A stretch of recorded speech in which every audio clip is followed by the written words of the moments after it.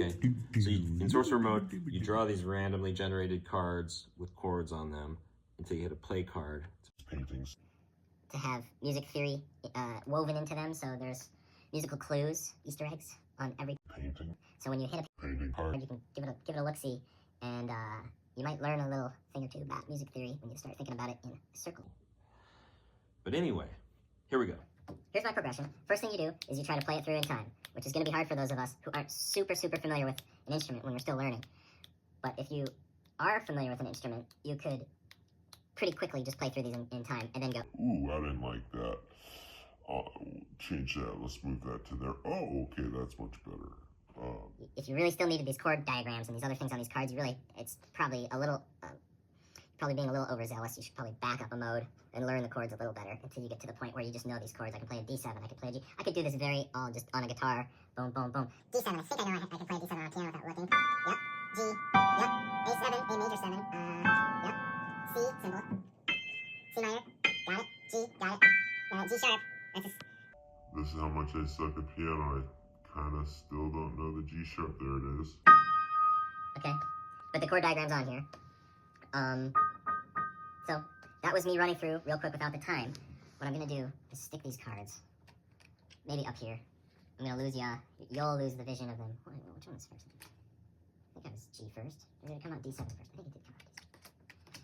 Either way, I have the authority to change things around. And a lot of the times, I'm not sure about the C turning into a C minor. It's two different chords. It'll feel like I'm holding C. Sometimes what I do right off the bat, I'll play through it and we'll see if we make this decision. But I'll just, if I'm giving each one of these like 8 beats, I'll break it down so this gets 4 beats and that gets 4 beats. And it sounds like the same thing that's kind of metamorphosing into it'll sound like the C turning evil. But I'll give it just as much duration as everything else. And that's just because they came out back to back.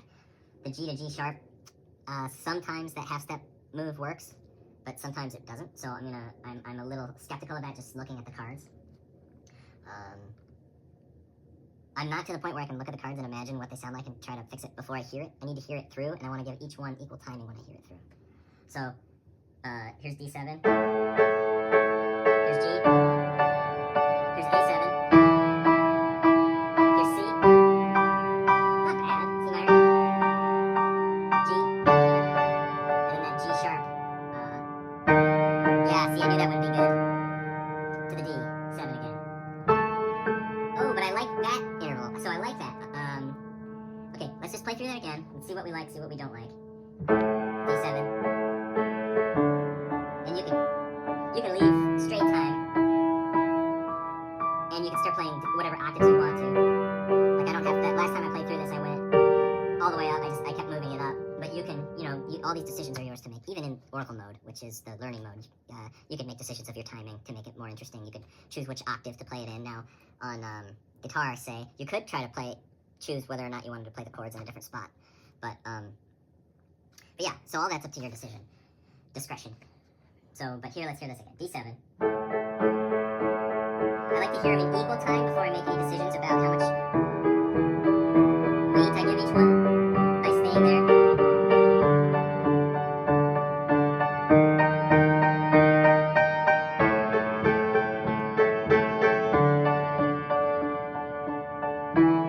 So here I'm playing through, I'm already halfway through it again. Here's my C's again. Then I'll go minor to the G, which is nice. And then this G sharp thing, I don't like it, but then I like this, to the D7. And then to that G. So now I don't, oh, that's a G minor, sorry. Which was kind of cool. That was kind of cool doing that and making that G into a G minor right there.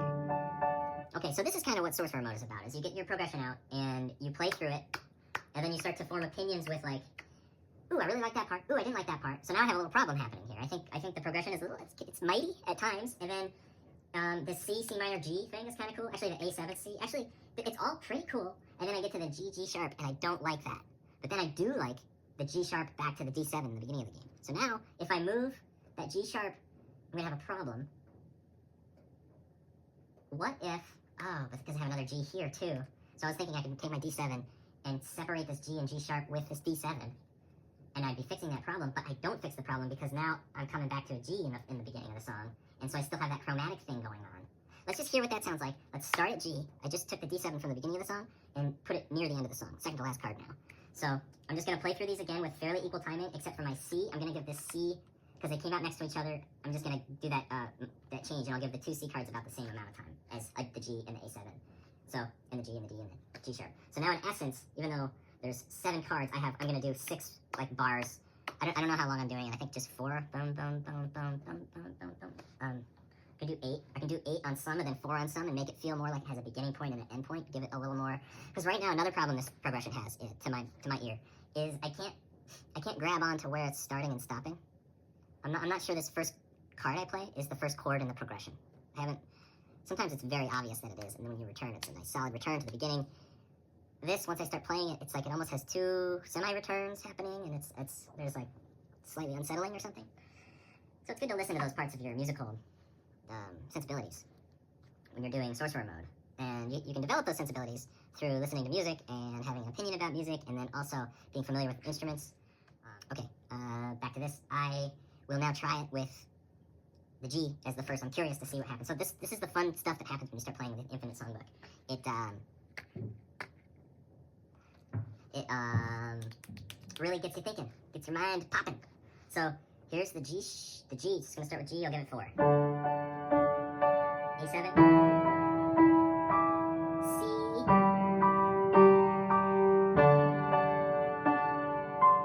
I added that 7 to the G7. It just needed it. There's no 7 on this G, but I felt like it was appropriate. Now the G sharp. Drop to G. Oh! Okay, so I think I fixed it. And let me do it in that just 4 per thing was a little too fast there, so let's do it 8 per thing.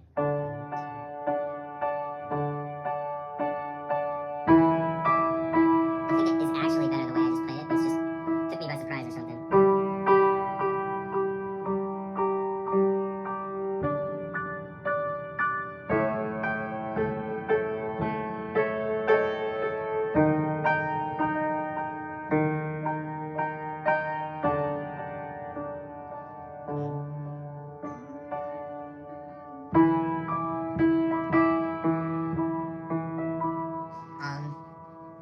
Yeah, okay, I think I like that, the whole back side of the song. It's just this G to A7, for some reason, just rubbed me the wrong way there. And I'll just listen to that inside my head, and we'll try to do it again. Special attention to that G to the A7. Maybe it's my timing. Yeah, it's just my timing.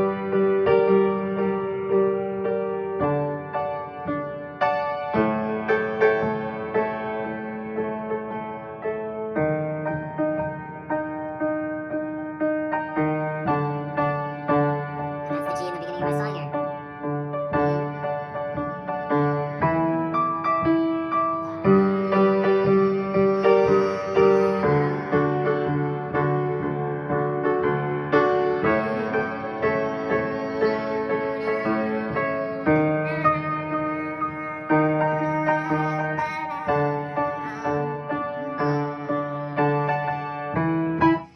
Maybe it's the octave. Maybe if I went to an A, the A7, because that was that part where I just stopped, where it bothered me again. It might have been my time again, but I think it was because I was playing in this, I did this dramatic drop down right there.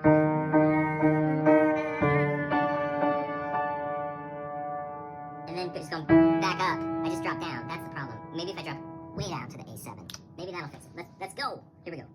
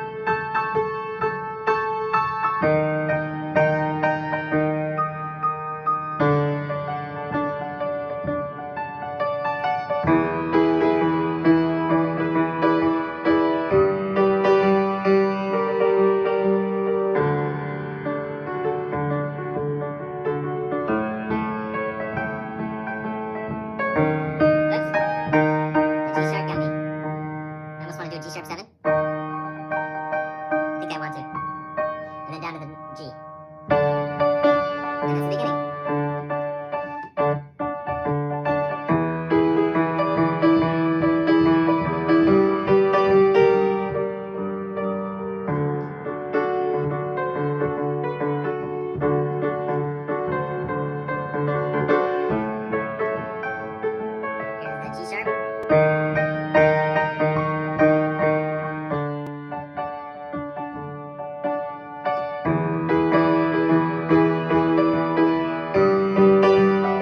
almost want to do the C7 there too. But I don't know, I kind of like going C minor, I think I can make it work with the right dynamics. Instead of being so jovial and get a little sad, like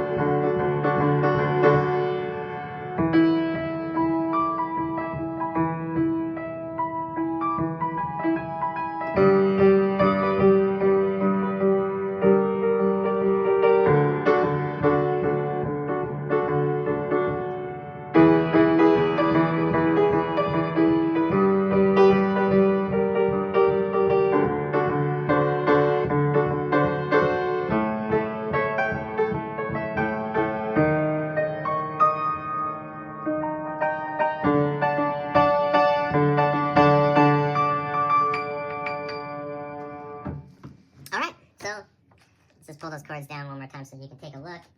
Didn't have to rearrange too much to get that little progression I just came up with that the Infinite Songbook helped me to write just then.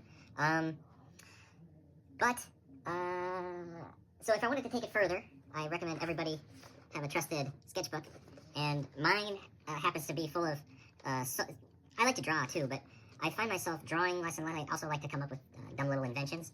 That is another kind of art form. But I find lately, like maybe the past year or so, maybe a little longer than that, I've just been using the Infinite Songbook and writing poetry and writing songs and having A heck of a lot of fun with it. and I think I've been learning a little too.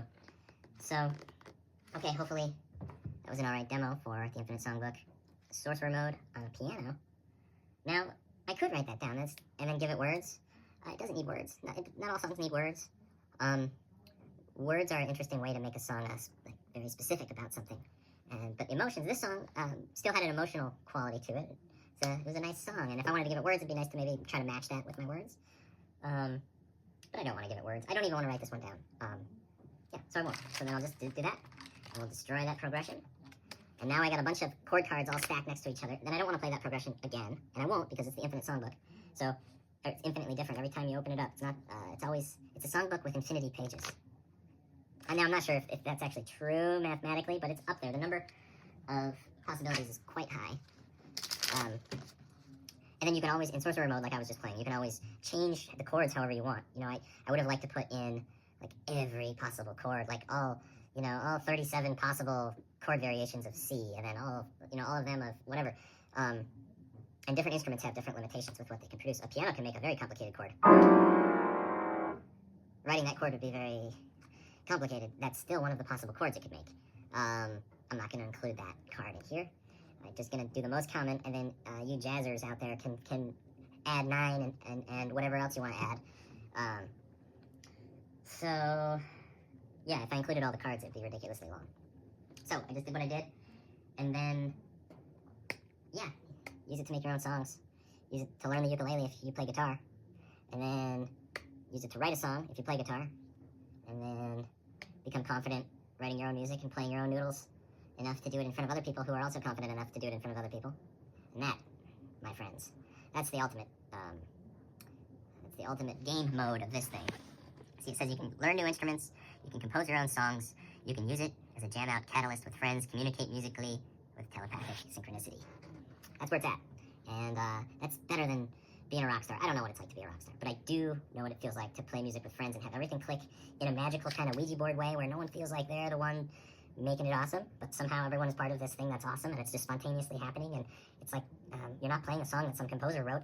All of you are making this thing together, and so that's the ultimate goal of this game, is to reach that kind of level of musicianship. It's not to use it to become like the best virtuoso, because there's a lot of people out there that have a very laser beam approach to music and are very awesome and very good at their things, I think music has this universal language quality to it, where just like we can all speak language, we can all play music as like a language to one another and connect that way. Okay, the more you know. Yibba-dibba-dibba-doo.